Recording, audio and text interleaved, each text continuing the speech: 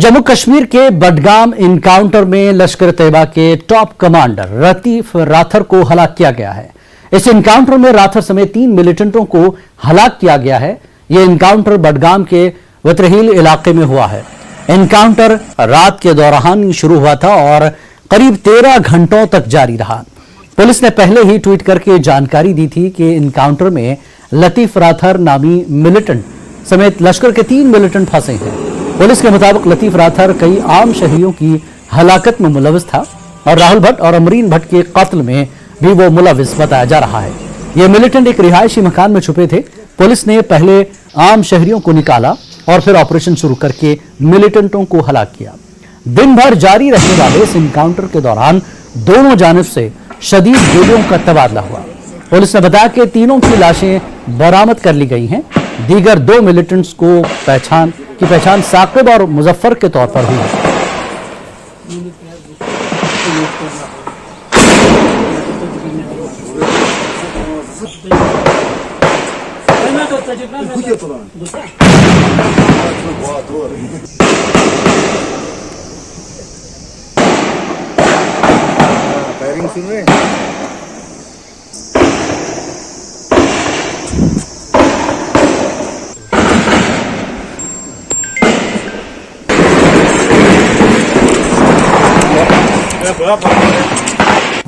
कल शाम में एसओजी नगर ने एक टेक्निकल इनपुट जनरेट किया, जिसकी बेसिस पर उत्तर होल बडगाम में एक जॉइंट ऑपरेशन लॉन्च किया गया।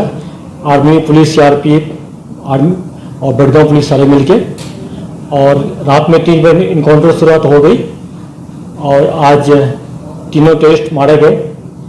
तीनों लश्कर तैयबा के टेररिस्ट हैं जो अपने आप को टीआरएफ बोलते हैं। उसमें एक जो इम्पोर्टेंट टेररिस्ट है और जिसका हम सब नाम जानते हैं कि लतीफ राथर है, इसका कोड नेम अब्दुल्ला है। ये 2001 में सबसे पहले एक्टिव हुआ था और 2013 तक एक्शन टेरर इंसिडेंट में भाग लिया। उसके बाद ये अरेस्ट हो गया था और पिछले साल दिसंबर 2021 में जेल से हेल्थ ग्राउंड पर ये रिहा हुआ। उसके बाद फिर से एक्टिव हो गया और काफ़ी इंसिडेंट के मैं 3-4 इंसिडेंट जो कराया है इसके बारे में बात करना चाहता हूँ। सबसे पहले तो यह है कि आप लोग याद कीजिएगा, ये वही लतीफ राथर है जो कभी अबू कासिम का राइट हैंड होता था, उसके साथ चलता था। 24 जून 2013 को हैदरपुरा पर आर्मी करंगा पे एक मेजर अटैक हुआ था। यही लतीफ राथर है जो अपने गाड़ी में पहले टेररिस्ट को, पाकिस्तानी को और इरशाद गनी को अपने घर में रखा और अपने गाड़ी में ला के हैदरपुरा ड्रॉप किया था, जिसमें कि 8 जवान शहीद हो गए थे, 19 इंजर्ड हो गए थे। उसके बाद 2013 में ही हमारे एसएचओ चुरा थे एसआई सबीर अहमद साहब, उस पर अटैक किया था, जिसमें एसएचओ साहब शहीद हो गए थे और 2-3 सिपाही भी जख्मी हो गए थे।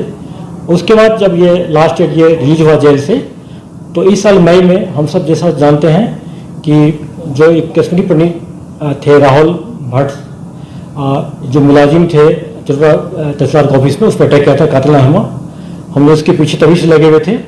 उसके 2 दिन के बाद, 3 दिन के बाद ये अमीर भट्ट पर अटैक किया था। तो दोनों किलिंग में जो इसके साथ एसोसिएट किया था, जैसे राहुल भट्ट के किलिंग में 2 एक्टिव भी था, उसको हम लोग पहले मार गिराए थे, और अमीर भट्ट के साथ किलिंग में लतीफ के साथ 2 और टेररिस्ट था, उसको मार गिराए थे। ये बच गया था, जैसा जिसका जिद बार बार आप लोग भी करते आए, हम भी करते हैं। हम लोग ये मारा गया। आज अमीर भट्ट को भी, राहुल भट्ट को भी इंसाफ मिला है और सिक्योरिटी फोर्स के लिए, पुलिस के लिए, खास करके आवाम के लिए अच्छी बात है, क्योंकि इसका ज़्यादा अटैक जो होता था सिविलियन पर होता था। और करीब बिहार में नई हुकूमत की तश्कील के बाद जेडीयू के मुस्लिम लीडरों में खुशी और उमंग का माहौल देखा जा रहा है।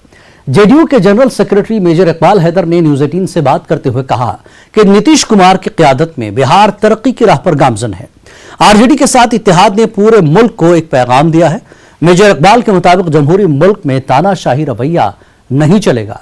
जेडीयू ने बीजेपी पर इल्जाम लगाया कि काफी दिनों से उनकी पार्टी को तोड़ने की कोशिश की जा रही थी। नीतीश कुमार दबाव में काम नहीं करते हैं। इकबाल हैदर का कहना है कि बिहार की तरक्की के लिए वजीर आला नीतीश कुमार ने एनडीए से नाता तोड़कर आरजेडी से इत्तेहाद किया है। और धीरे धीरे ये मामला बिहार में शुरू करने लोग जा रहे थे, बल्कि शुरू करने नहीं, शुरू कर दिया था। और इसको जब भापा बिहार ने, बिहार के लोगों ने, बिहार की मिट्टी से मोहब्बत करने वालों ने, चाहे विपक्ष हो चाहे पक्ष हो, और ख़ास तौर पे हमारे बिहार के जो विकास पुरुष कहलाते हैं, इज्जतमाब महबूब रहनुमा हैं बिहार के, जिन्होंने विकास की बयार बहाई है, पिछले 17 सालों में बिहार के अंदर तरक्की की रफ्तार को एक नया आयाम देने का काम किया है। बिहार के अंदर इंसाफ परस्ती का एक मॉडल बना है बिहार, और वैसे बिहार को भी, बिहार के भी जमहूरी निज़ाम को दरहम बरहम करने की कोशिश की गई थी, जिसका मुंह तोड़ जवाब वक्त रहते हमारे इज्जतमाब वज़ीर आला नीतीश कुमार जी ने, इन तमाम लोगों ने इनके मनसूबाबंदी को पस्त कर दिया, ध्वस्त कर दिया। और बीजेपी से निकाली गई नुपुर शर्मा को सुप्रीम कोर्ट से बड़ी राहत मिली है। उनके खिलाफ मुख्तलिफ रियासतों में दर्ज केसेस को सुप्रीम कोर्ट ने दिल्ली मुंतकिल कर दिया है। इससे पहले 19 जुलाई को जस्टिस सूर्यकांत और जेबी पारदीवाला की बेंच ने पैगंबर इस्लाम हजरत सल्लल्लाहु अलैहि वसल्लम के बारे में नाजिबा तबसरे के सिलसिले में नुपुर की गिरफ्तारी पर रोक लगाई थी। साथ ही 8 रियासतों में दर्ज एफआईआर को दिल्ली मुंतकिल करने का नोटिस भी जारी किया था। सुप्रीम कोर्ट ने नुपुर शर्मा से कहा कि उनके खिलाफ दर्ज एफआईआर को मनसूख करने की मांग को लेकर वो हाई कोर्ट में अर्जी दाखिल कर सकती हैं। सुप्रीम कोर्ट ने इस हुक्म के बाद अब दिल्ली पुलिस इस मामले की जांच करेगी। उन्होंने कहा, अदालत ने तस्लीम किया कि नुपुर शर्मा की जान को खतरा है। ऐसे केसेस सामने आए हैं जिससे इस बात की तस्दीक होती है। इस वजह से तमाम एफआईआर दिल्ली मुंतकिल की जा रही हैं।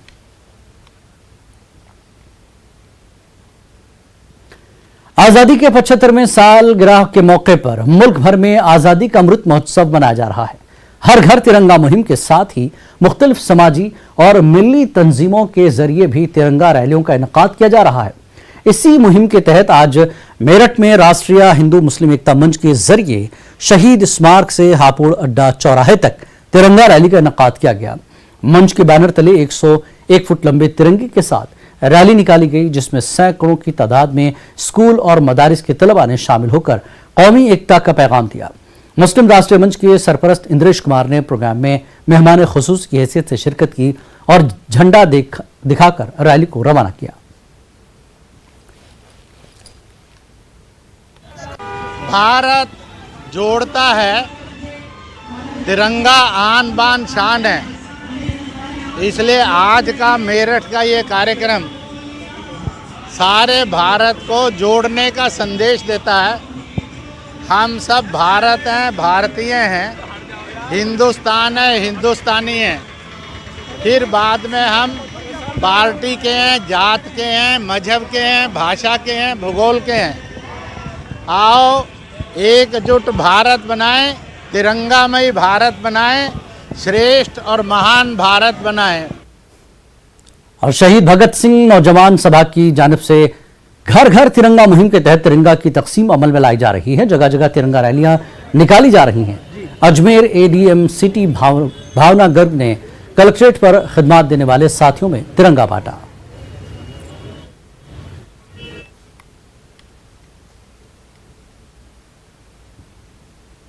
आज़ादी के अमृत महोत्सव के तहत आज ये झंडा वितरण कार्यक्रम किया जा रहा है। कलेक्ट्रेट के सभी कर्मचारियों को ये झंडा दिया जा रहा है, जिससे कि वे इसको लहरा सके, झंडे को ऊंचा रख सके और आज़ाद ये जो हमारा अमृत महोत्सव चल रहा है इस कार्यक्रम को आगे बढ़ा सके, उत्सव मना सके।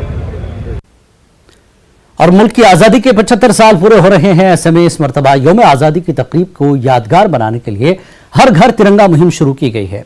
हर घर तिरंगा के उन्वान से शुरू की गई इस मुहिम के तहत 15 अगस्त से 31 अगस्त तक हर घर में तिरंगा लहराने का मंसूबा है। हर घर तिरंगा इस मुहिम को कामयाब बनाने के लिए हुकूमत और इंतजामिया की जानिब से तो कोशिशें की जा रही हैं, लेकिन इसमें समाजी तंजीमें भी आगे आ रही हैं और इस मुहिम के पैगाम को लोगों तक पहुंचाने का काम कर रही हैं। इस सिलसिले में कदीम शहर के गाड़ीपुरा इलाके में यहाँ की सखी सहेली खवातीन ग्रुप ने शानदार पहल की है। सखी सहेली ग्रुप ने खवातीन ने मुत्तहदा तौर पर कोशिश शुरू करते हुए घर घर जाकर लोगों को हर घर तिरंगा मुहिम में शामिल होने की अपील की है। हमारे भारत के माननीय प्रधानमंत्री जी ने जो ये अमृत महोत्सव का संकल्प लिया है, उसी के रहते हुए हम सब, हमारे गाड़ीपुरा की महिलाएं हर घर तिरंगा लहराने के लिए एक छोटा सा प्रयास कर रहे हैं। और तिरंगे के लिए हम लोग ये बोलते हैं कि हर घर तिरंगे का ये प्रयास हम पहली बार ही देख रहे हैं। इसके लिए हम प्रधानमंत्री जी के बहुत आभारी हैं। जिस तरह से वो देश के लिए प्रयास कर रहे हैं, हमारे लिए बहुत सम्माननीय है। हम सब महिलाओं ने एक जगह आके हर घर तिरंगा बांटने के लिए और हर घर के दरवाजे पर, खिड़की पर, जहाँ भी वो लगा सके, ऊंचे स्थान पर तिरंगा लगाएं, उसके लिए प्रयास किया हम सब ने एक जगह। खास बात इंडिया में एक बार फिर आप सभी का इस्तकबाल है। आज ही के दिन 10 अगस्त 1950 को सदारती ऑर्डिनेंस के जरिए आइन की दफा 341 में तरमीम करते हुए सिर्फ हिंदुओं को दलित रिजर्वेशन देने का बंदोबस्त किया गया था। इस हुक्म के खिलाफ मुस्लिम और ईसाई बरादरी से ताल्लुक रखने वाले लोग आवाज उठाते रहे। दिल्ली में आज जंतर मंतर पर भी एहतजाज किया गया और इस हुक्म को गैर आईनी करार देते हुए मजहब की बुनियाद पर रिजर्वेशन में इम्तियाज खत्म करने का मुतालबा किया गया। हालांकि ये मामला 2000 से सुप्रीम कोर्ट में ज़ेर इल्तिवा है और 2011 से मरकजी हुकूमत को इस मामले में जवाब दाखिल करना है। हमारे नुमाइंदे खुर्रम शहजाद ने इस पूरे मामले के बारे में जंतर मंतर पर जमा लोगों से बात की। आज ही के दिन 10 अगस्त 1950 को आइन की दफा 341 यानी दलितों के लिए रिजर्वेशन पर मजहबी पाबंदी एक सदारती हुक्म के जरिए से लगाई गई थी। इसके खिलाफ आवाजें उठती रही हैं। आज भी बहुत सारे लोग जंतर मंतर पर इकट्ठा हुए हैं और अपनी बात रखना चाहते हैं। क्या आप लोग की डिमांड है और आप लोग यहाँ पर इकट्ठा हुए हैं, क्या चाहते हैं? देखिए, हमारा संविधान सेकुलर है। इसमें मजहब की बुनियाद पर किसी को कुछ न दिया जा सकता है, न मजहब की बुनियाद पर किसी से कुछ छीना जा सकता है। 10 अगस्त 1950 को तत्कालीन प्रधानमंत्री पंडित जवाहरलाल नेहरू जी ने आइन की दफ़ा 341 पर मजहबी कैद लगाकर मुस्लिम जो एससी कैटेगरी के लोग हैं उनसे उनका हक छीन लिया था। हम लोग उसी की मुखालफत लगातार कर रहे हैं, सरकार से लगातार मांग कर रहे हैं। आज फिर चूँकि 10 अगस्त है, हम लोग फिर जंतर मंतर पर आकर आदरणीय प्रधानमंत्री जी से यही विनती गुजारिश कर रहे हैं कि सबका साथ, सबका विकास, सबका विश्वास में जो मुसलमानों का एक पूरा तबका है, एक सेक्शन है जो एससी कैटेगरी का है पेशे की बुनियाद पर, उनका हक उन्हें दिया जाए, जो आइनी हक है, जो दस्तूरी हक है, जो संवैधानिक हक है। बस इसी को लेकर आए। आप लोग कह रहे हैं कि ये जो पूरी दफ़ा है ये गैर आइनी है, यानी गैर दस्तूरी है, संविधान के खिलाफ है। लेकिन देखें तो ये पूरा मामला तो अदालत में है, तो आप इसको यहाँ पर कैसे आप इसको हल करना चाहते हैं? हल करने का एक सीधा सा सिंपल तरीका है कि दलित एक समान, हिंदू हो या मुसलमान, मदारी, नट, ये सब जातियाँ जो हैं वो जब हिंदू कम्युनिटी में वो फ़ायदा ले रही हैं तो हिंदू मुस्लिम वाले क्यों नहीं ले सकते उस चीज़ को। तो सिर्फ लड़ाई इतनी सी है कि 2 बार आपने अमेंडमेंट किया है 1956 में और 1990 में, तो एक बार फिर कर दीजिए, मुसलमान का भला कर दीजिए। तो हम तो मोदी जी से यही कहने आए हैं कि मान्यवर, आप एक छोटा सा हल है और इसको पूरा होते ही पूरी दुनिया आपके भाजपा की और आपकी कायल होगी और आने वाले वक्त में जो देश का एक कोना जो विकलांगित है उसको एक प्रोग्रेसिव मिलेगा, एक अच्छा एक पूरा देश जो है वो एक स्वस्थ देश हो जाएगा। इसके अगर ये पाबंदी हट जाती है, अगर मुस्लिमों को भी इसमें शामिल कर लिया जाता है, तो इससे क्या फ़ायदा होने वाला है? देखिए, सबसे पहला फ़ायदा तो हमारी देश की एकता और अखंडता का होगा, क्योंकि जो बंटवारा हमारा किया गया है ख़ासतौर से दलित समाज का, तो दलितों को हिंदू में, मुस्लिम में, सिख में, ईसाई में बांटा गया और बांटने के बाद में पहली बार 1956 में सिखों को वापस लिया गया, 90 में बौद्धिस्टों को वापस लिया गया। तो उसी तरह से हम ये चाहते हैं कि जो एकता हमारी थी है और वो बनी रहे तो बेहतर है। तो मामला कोर्ट में है, तो अभी क्या पोजीशन है? क्या आप लोग कोर्ट के पास दोबारा से क्यों नहीं जाते हैं? देखिए, इसके लिए पहले भी प्रदर्शन हुआ था और यहाँ से भी हम लोगों ने मार्च में भी ये 30 मार्च को भी हमने गुहार लगाई थी। जो चीफ जस्टिस इससे पहले थे, अभी तो चेंज हो गए हैं, उनसे भी हमने गुहार लगाई थी कि इसके ऊपर जल्द से जल्द अपने सुनवाई की जाएगी कि जन अपील है। और मध्य प्रदेश में मदारिस को लेकर वज़ीर सकाफत उषा ठाकुर के बयान के बाद मुस्लिम समाजी तंजीमों ने मदारिस के तहफ़्फ़ुज़ को लेकर मोर्चा खोल दिया है। मध्य प्रदेश जमीयत उलमा ने वज़ीर सकाफत के बयान को झूठ का पुलिंदा करार देते हुए जहां मदारिस के खिलाफ बात करने वालों को मुल्क दुश्मन अनासर से ताबीर किया है, वहीं मदारिस को लेकर रियासत गिर सतह पर मुहिम चलाने का भी फैसला किया है। MP जमीयत उलमा के सदर हाजी मोहम्मद हारून का कहना है कि जो मदारिस मदरसा बोर्ड में रजिस्टर्ड नहीं है उन्हें फर्जी करार देना काबिल कबूल नहीं है और सूबे में ऐसे मदारिस की एक बड़ी तादाद है जो मदरसा बोर्ड से कोई ग्रांट नहीं लेती है और इन मदारिस का निजाम फलाही अंजुमनों के जरिए किया जाता है। हमारा यहाँ एक साफ कहना है कि मदरसा बोर्ड जो एक महदूद तालीमी जो है सेंटर होता है जिसमें मिडिल और सेकेंडरी तक की तालीम होती है और मदारिस के अंदर तो सेकेंडरी और कॉलेज और यूनिवर्सिटी और उसके बाद PhD तक की तालीमात होती हैं। तो ये तो पूरे मुल्क का मसला है। अगर कोई निज़ाम बनाना है तो पूरे मुल्क के लिए बनेगा। तो हमारा मध्य प्रदेश सरकार से मुतालबा है कि जो लोग मध्य प्रदेश के मदारिस को बदनाम करने की नाकाम कोशिश कर रहे हैं उन पे अंकुश लगना चाहिए, उन पे रोक लगना चाहिए, उन पे पाबंदी लगना चाहिए, क्योंकि इससे मदरसों की बदनामी नहीं हमारे सूबे मध्य प्रदेश की भी बदनामी हो रही है कि यहाँ ऐसे मदरसे चल रहे हैं जबकि ये झूठ बोल रहे हैं, गलत और बेबुनियाद इल्ज़ाम लगाते हैं तस्करी का। अरे स्कूल भी बहुत छोटे छोटे बिल्डिंगों में चल रहे हैं। तो हमारा यहाँ हम इस सिलसिले में यहाँ की जो वजीर हैं जो बयान दे रही हैं उषा ठाकुर, उनसे भी जमीयत उलमा बात करेगी और उनसे भी मुलाकात करने की कोशिश करेंगे और चीफ मिनिस्टर साहब से भी मुलाकात करने की कोशिश करेंगे और सही सूरत हाल उनके सामने पेश करेंगे कि जैसी बातें कही जा रही हैं ऐसी नहीं है।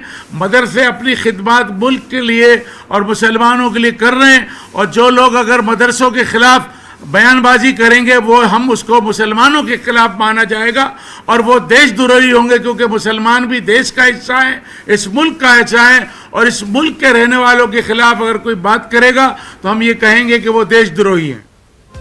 और मध्य प्रदेश वक्फ बोर्ड इंतखाब और रिटर्निंग अफसर के मामले को लेकर जबलपुर हाईकोर्ट में रतलाम के यहया खान के जरिए दायर की गई अर्जी आज भी फैसला नहीं हो सका। अदालत के जरिए मामले की समाअत के लिए 128 नंबर पर मुकदमा दर्ज किया गया था।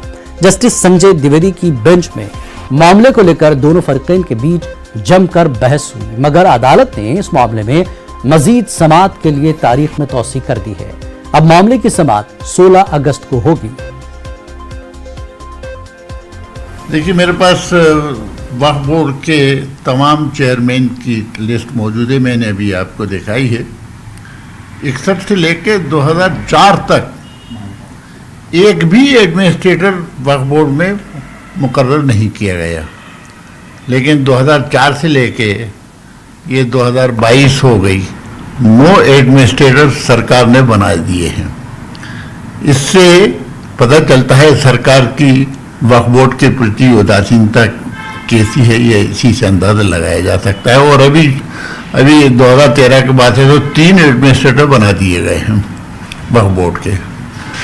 आज समाअत थी और जो चुनाव अधिकारी सरकार ने बदला है उस सिलसिले में जो है वो केस चल रहा था और बड़ी लंबी बहस हुई है उसमें, और बहस के बाद ये आदेश दिया गया है कि जो वक्फ बोर्ड का चुनाव कराने का आदेश WA नंबर 360/21 में हुआ था उसी के साथ इसको भी सुना जाए, और अब ये केस 16 तारीख को दोबारा समाअत में आएगा। मुंबई म्युनिसिपल कॉरपोरेशन इंतजामिया ने जनूबी मुंबई के वाड़ी बंदर इलाके में वाक़े टी जंक्शन चौक को सीनियर सोशलिस्ट लीडर और मुजाहिद आज़ादी डॉक्टर शांति पटेल के नाम से मौसूम किया है। सोशलिस्ट लीडर डॉक्टर शांति पटेल की पूरी जिंदगी गरीबों, मजदूरों और पिछड़े तबके को इंसाफ दिलाने और उनके लिए जिद्दोजहद करने में गुजरी है। शांति पटेल मुंबई म्युनिसिपल कॉरपोरेशन के मेयर भी रह चुके हैं। उनकी कुल्ली खिदमात को खराज तहसीन पेश करने के लिए वाड़ी बंदर टी जंक्शन चौक को उनके नाम से मौसूम करने में MBPT एम्प्लॉय यूनियन के नायब सदर मीर निसार ने अहम रोल अदा किया है। मीर निसार की खिदमात को शांति पटेल के अहल खाना ने भी काबिल तहसीन करार दिया है।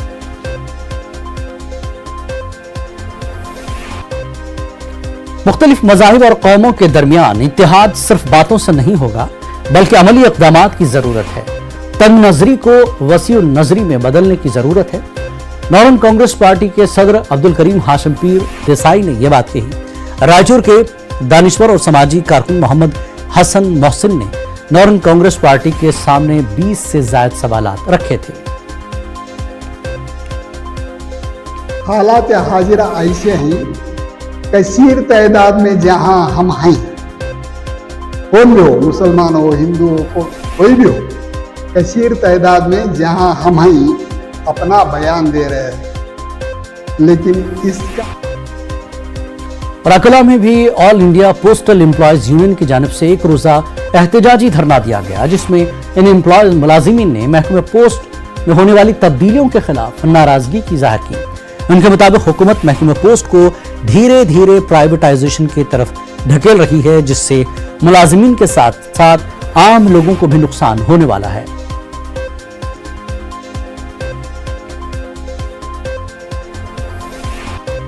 कौमी उर्दू शिक्षक कर्मचारी संघ रियासत महाराष्ट्र के जिम्मेदारान की जानिब से आज एक press conference Fatima high school में की गई। इस प्रेस कॉन्फ्रेंस में कौमी उर्दू शिक्षक संघ का मुकम्मल तारुफ करवाया गया। प्रेस कॉन्फ्रेंस में कौमी शिक्षक कर्मचारी संघ के रियासती सदर आबिद खान ने मीडिया नुमाइंदों से बात करते हुए कहा कि हमारी तंजीम असातिज़ा की कौमी सतह की पहली ऐसी बड़ी तंजीम है जिसकी मुल्क के 9 से ज्यादा रियासतों में शाखें कायम की गई हैं। इस तंजीम के जरिए न सिर्फ असातिज़ा के मसाइल को हल करने की कोशिश की जा रही है, बल्कि तलबा के मसाइल को भी हल करना एक अहम मकसद है। होनहार तलबा की सलाहियतों में निखार का एक तरीका यह भी है कि रोल मॉडल को पेश कर दिया जाए। ऐसा ही कुछ औरंगाबाद में वहदत इस्लामी के जलसे तहनीत में हुआ। इस जलसे में कर्नाटक के रायचूर से ताल्लुक रखने वाली गोल्ड मेडलिस्ट बुशरा मतीन तवज्जो का मरकज बनी रही। इस जलसे में 80 से ज्यादा होनहार तलबा को अवार्ड से नवाजा गया। पेश है तफसीलात।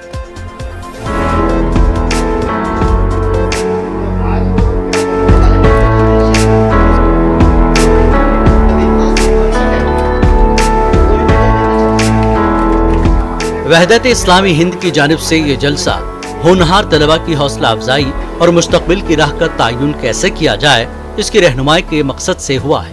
इस जलसे में माहिरीन तालीम और अपने अपने शोबों के एक्सपर्ट मौजूद थे, लेकिन तलबा की तवज्जो का मरकज थी कर्नाटक की होनहार तालिबा gold medalist civil engineer Bushra Mateen.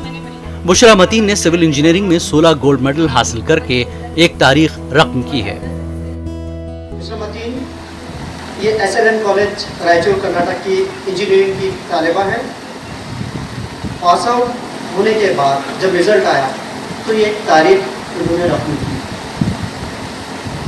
एक ऐसे दौर में जब हिजाब पर पाबंदी को लेकर नेशनल ही नहीं बल्कि इंटरनेशनल लेवल पर भी मुद्दे को गरमाया गया, उसी दौर में ये बहन 16 गोल्ड मेडल जीतती है।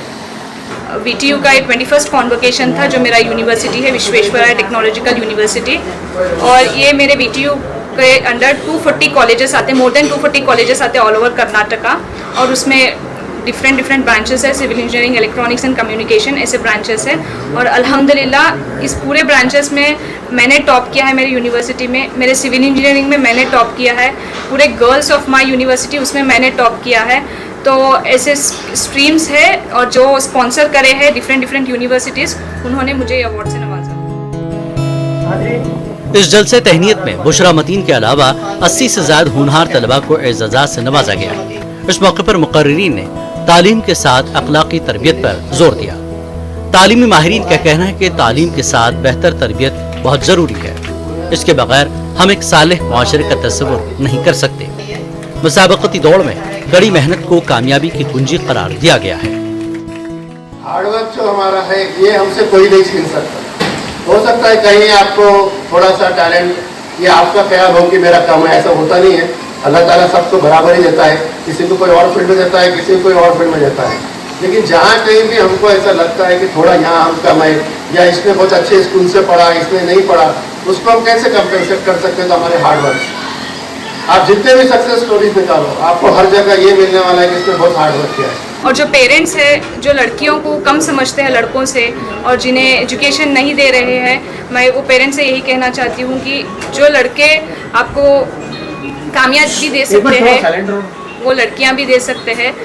अगर आपके घर बेटी आई है तो अल्लाह खुद कहते हैं कि उसकी हिफाजत मैं करूँगा। तो बिना कोई हिचकिचाहट आप अपने लड़कियों को पढ़ाएं। पेरेंट्स से मैं यही कहना चाहती हूँ। गोल्ड मेडलिस्ट बुशरा मतीन ने अपनी तालीमी सरगर्मियों पर तफसील से रोशनी डाली।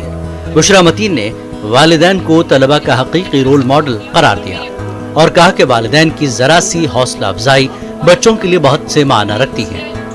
बुशरा मतीन मुस्तकबिल में सिविल सर्विसेज में अपना मकाम बनाना चाहती हैं। प्रोग्राम में बुशरा मतीन की एक झलक देखने को बच्चे बेताब नजर आए। न्यूज़ 18 उर्दू के लिए औरंगाबाद से अजहरुद्दीन की रिपोर्ट।